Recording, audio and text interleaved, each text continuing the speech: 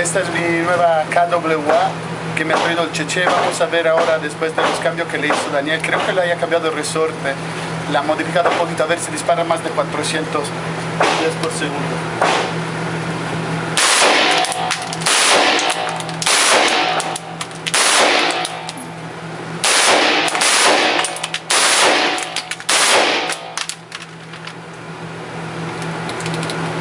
Peter.